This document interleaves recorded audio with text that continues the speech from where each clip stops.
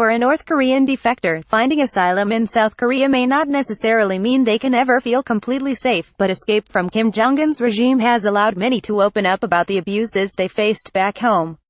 According to a most recent account, North Korean orphanages starved children to the point they were forced to scavenge for food. In an interview with Daily NK on Wednesday, the 22nd of November, defector Lee Wiryeok recalled his own experience growing up in a state-run orphanage in the 1990s. If a cow excreted kernels of corn in the form of diarrhea, we would rinse them out and eat those, he said of the abhorrent conditions they were made to live in. When you bite into lice, they would burst with blood, Lee added, explaining that the children would eat the parasites thinking it would otherwise be a waste of blood. With starvation a major issue, health conditions were also dismal, and he remembered how the authorities would create bonfires to rid the children of mites. The administrators would allegedly beat the children with a stick to keep them within the circle of fire and prevent them from escaping the searing heat. Tuberculosis was another major issue at the time, and no cure was available. After I came to South Korea, I was amazed to learn tuberculosis is a disease that can be treated, Lee added.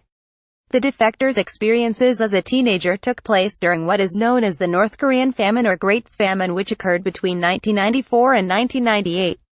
At the time, the country had lost the support of the Soviet Union and there was mismanagement of resources.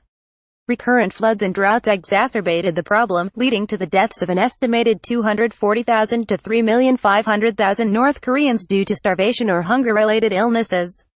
North Korean children peer through a window at a government-run nursery in Onju City, South Pyongan Province in 2005. Gerald Bork World Food Program via Getty Images. Lee's testimony comes at a time of renewed interest in North Korea's abuse of human rights following the dangerous escape of another defector on the 13th of November.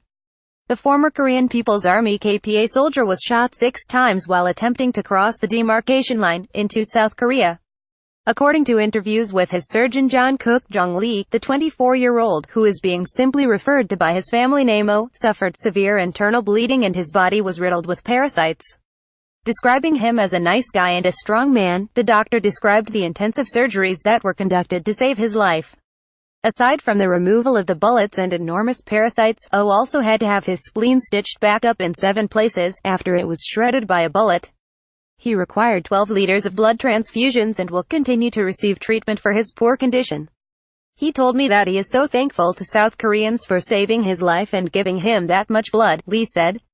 It's a lifelong complication for the patient, so he better be very cautious in his diet.